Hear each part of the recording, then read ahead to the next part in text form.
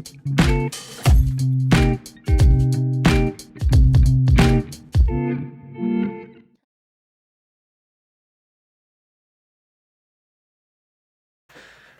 everyone, and welcome to another episode of the Yoderverse podcast. I hope you're doing well.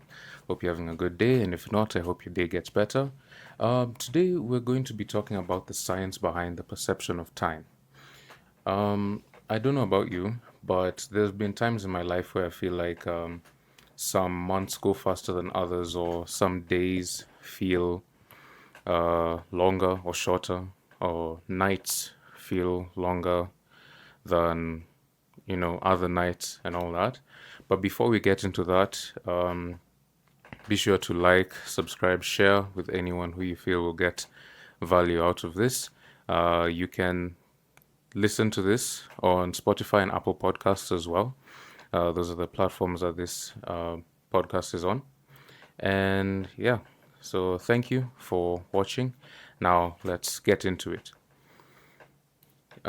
This topic came from a statement that I've been hearing a lot this year, which is the fact that January, the month that passed, went faster than other months. Went slower. It felt like January was slower than other months. I personally did not feel this way, but I just wanted to research and sort of find why our perception of time changes or is different from time to time. So, the first thing is the biological clock. Our bodies have an internal clock, and it's not just about sleep or wake cycles, it also influences our perception of time. Emotions, attention, and also memory affect how we perceive time. You feel How you feel determines how fast or slow time goes. For example, the difference between reading a book and watching a movie is the first thing that comes to mind. When I read a book, even if I do love reading, when I read a book, I feel like time passes very, very slowly. You feel like you're 10 pages in and it's only been 5 minutes, or you've finished half a book and it's only been 2.5 hours, at least in my case. Whereas when you're watching a movie, you feel like time passes much, much faster. Or to use more of a what I could call I don't know whether to call it a universal example, but an example that I've seen really does steal time is social media. Because we're watching 10-second videos, so our mind has already determined this is not going to take a long time. But then you scroll, you scroll, you scroll, you scroll, you scroll, you find that 6 hours have passed just like that, almost instantly. You feel like you've been scrolling for 10 minutes and it's been 6 hours. So that really does play into how we perceive time. But why? I think it's because we attach certain emotions to certain activities that we do that pass time. We can say the emotion of joy is tied into the scrolling or the watching of the movie, whereas when you read a book to pass time. You realize you never watch movies to pass time. You watch movies because you want to watch the movie, you want to watch the series or the podcast episode or whatever it is that you were using to entertain yourself at the time. You don't use that to you don't use that to pass time. But you read the book to pass time. Let me just read this book, maybe time will go faster, and it doesn't, in most cases. So you attach a certain emotion to the thing that you're doing. So I think in regards to this, a way to sort of productively shift the way we do things in regards to time is to attach positive emotions to productive things. I'd say, for example, I'm like going to the gym. For example, today morning, I went to the gym early in the morning, around 5:30 in the morning. And I wasn't thinking about I'm just gonna go such time passes. I wasn't checking the clock all the time and everything. That's because I attached a positive emotion to it. Whereas when I started going to the gym, the first few weeks was always, are we done yet? Are we done yet? Are we done yet? Um, yeah. And one more thing in regards to the neurological side of it is when we, how can I explain this? The There's a certain type of thing that happens. Like for example, I'll take reading books versus watching movies, for example. Oh yeah, sorry. The word has come is just setting limits, right? You say I'm going to read 10 pages of a book today, but you never say I am going to watch only 10 minutes of my favorite series. You say I'm going to study for 1 hour. You might say I'm going to watch television for 1 hour, but it never really is 1 hour. When you're studying, you have a timer, right? Like 1.5 hour timer for this subject. But when you're watching a movie, you never have a timer on the side saying, this is how long that I'm going to spend on this thing. So now we're going to look at ways to make the most out of your time. In A lot of people say mindfulness, which I'd say is almost just being present. And what I think being present would be is just not letting fleeting distractions, sway you from what you need to be doing. Because a lot of the time when we spend wasting time on things, it's because we're substituting that thing for the important thing that we know we should be doing and giving an excuse of sorts like, I deserve a break. So I'm going to go on my phone for X amount of time. And, there's going to be no output out of that unless it's productive, engagement.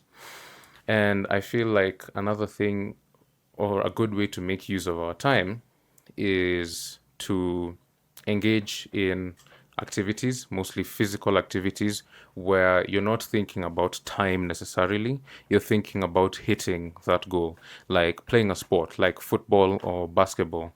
Your coach has warm-ups for you. This is what you guys are gonna do.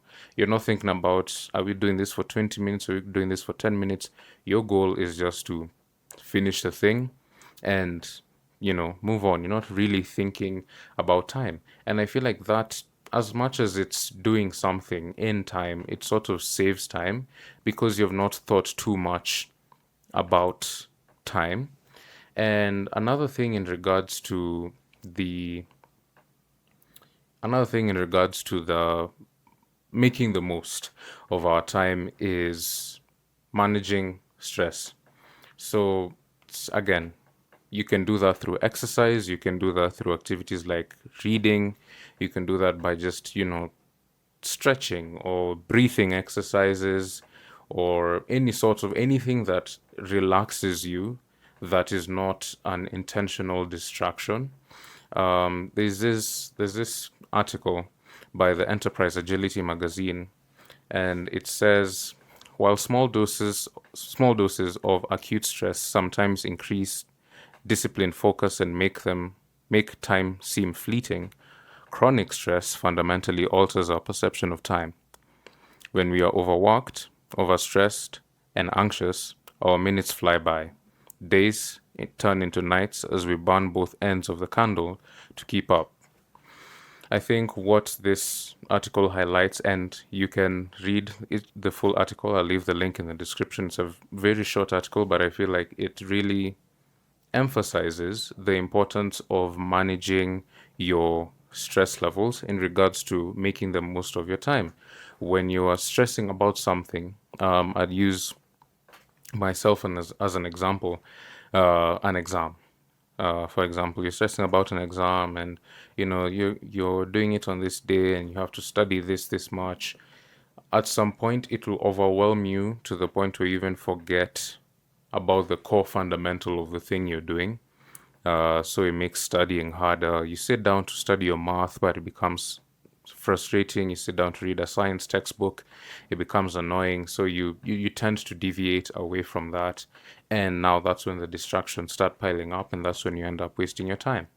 And I feel like another way that we can manage our time better is to be intentional about the goals we're setting, to be able to craft a path, to be able to then help us with managing our time better. So, setting clear intentions as to how you want to spend your time. I feel like scheduling is one of the best ways to do so.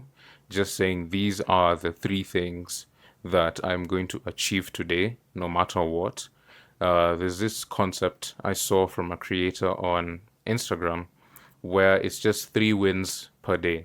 So you have your physical win, you have your mental win, and you have your physical, mental, and your spiritual win. So your physical win could be going to the gym, your mental win could be learning or perfecting your new skill, whether it be music, art, writing, etc. And your spiritual win could be, reading the Bible, for example. And that frame helps you with knocking out more goals and not wasting your time. Whereas if anything comes to sway you in any way, as long as you've done those three things, you can still count it as an accomplishment. And of course, managing your time is not easy. It's a habit that you should learn how to do. And I am learning how to manage my time better based on, things like choosing the time you wake up is an intentional goal you can set when it comes to setting intentions. Choosing the time you wake up, choosing the things that you want to do between the time you wake up and the time you have breakfast, the time you have breakfast and the time you have lunch, and the time you have lunch and the time you have dinner, and then dinner to sleeping time. So those are like the time brackets in which you can fill with the things you know you need to do so that you can leave time in the evening for the things you want to do. And I was listening to a lecture in regards to managing time. The lecture it was by Jordan Peterson on how to just improve as a person. And one of the things was just choosing a few things that you need to get done with. Even if you do them 60% well, it'll be better than wasting your time on something that doesn't give you value of any kind. So just every day, even if you get 1% better, is better than not getting better at all. Another way to make the most of your time, I think, is reflection and journaling. This is something that has relatively been, especially the journaling thing. I write almost daily, but journaling is something that has been a challenge for me. So I'm hoping that it can become more of a constant thing to be able to journal every day. And journaling is just sitting down with your thoughts and like putting them out on paper and saying, okay, this is what I've accomplished. This is what I could do better at. These are the things that I learned today. These are the things that I want to pursue tomorrow. So that's one way to effectively manage your time, is just to see, even in fact, you can challenge yourself. These are the things that I didn't like about my day. Then you can separate them and say, were they necessary things? No. And then you can remove those things slowly from your life, whether it's how much time you spend online or how much time you spend on certain platforms. That could be things that distract you from your main goal. And you just take those things out of your day slowly, and eventually you'll come up with a working frame that will be able to take you further just by improving a percent a day. If you did 60% effort is better. 60% effort today was better than the 64% effort you put yesterday. 98% effort today is better than the 80% effort you put yesterday. Just improving slowly over time is going to help you manage your time a lot better. And I think another thing is just appreciating the now, because a lot of the stress that we have are things that are have not happened. Most of the stress that we encounter is based on events that are yet to happen, whether it's making decisions, whether it's meeting deadlines, whether it's doing examinations, whether it's going for your driver's license, whether it's going moving to a new country. Whatever it may be, a lot of the things that we stress about are not things that are happening presently, but things that are about to happen. And the future is just that. It could be 5 minutes from now, it could be 10 minutes from now, an hour from now, but everything that we stress about is in the future. It's not in the present. So just think about where you are now and handle the situation of now as you work towards handling the situation of the future. Because then you waste time thinking too much about something that hasn't happened, and then you get caught in a loop of doing that, and you figure out that the thing that you're supposed to be doing now, you never really do it.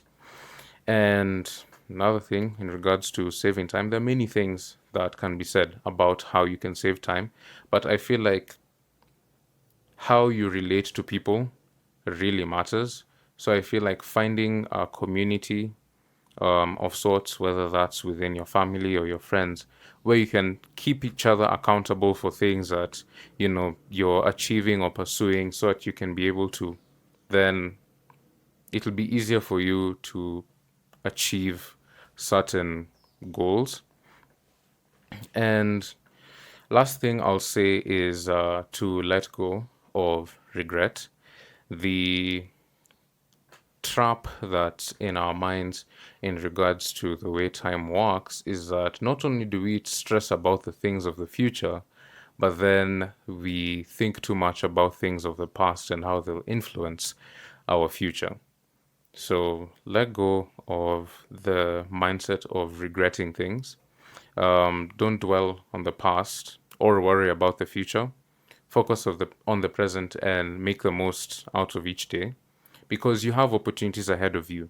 So don't let the things that you did or the things that others did to you or the circumstances that you were in the past determine how you're going to live your life in the future, unless there were very, very good lessons learned from the only thing that you should take from your past is the learning experiences that are shaping you into who you are.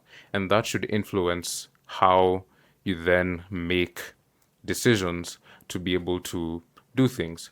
So again, time is something that we have been given as a gift to be able to grow as human beings. And there are very, very many ways of helping us manage our times, from schedules to not thinking about things in the future or things in the past, to mindfulness and journaling and exercise. And I just urge you to be able to think about where your life is right now, how you can manage your time better, and the simple things that you can do daily to be able to make tomorrow better than today. So the three things that I had mentioned earlier is your physical, spiritual, and mental win. And then you can add journaling as accountability, for example. So you can say, I'm going to walk for this amount of time. I'm going to read this book, and this is how I'm going to improve my spiritual health and things like that. So I encourage you to take that step. If you feel like time is going too fast, that's because you're thinking too much. Don't overthink about the present, past, or the future. Just think about what matters now to be able to influence what will come then. And that is all that I will say for today. Thank you so much for watching this. I am still experimenting with camera layout. I am still not used to being on camera, but it's something that I am very, very willing to get used to as time passes. If there are any topics that you'd like me to discuss in future episodes, or even things that you feel are interesting that I should learn and talk about, then I will be very happy to do so. Be sure to like, subscribe, comment what you think, and also there's the Yoderverse newsletter on Substack. There's a link in the description with all of my links to my various channels and all that. And the wildlife channel, Yoderverse Untamed, has its first introductory video up, so you can go and subscribe there. All the links will be in the description below, or even in the Spotify or Apple Podcast description if you're listening instead of watching. And be sure to go and check out the newsletter. I really like the issue that I put out yesterday. It was just a bit more of a comedic type of episode. I'm glad to have you here. I hope you're having a great day. Thank you so much for watching, and I'll see you in the next one. Take care.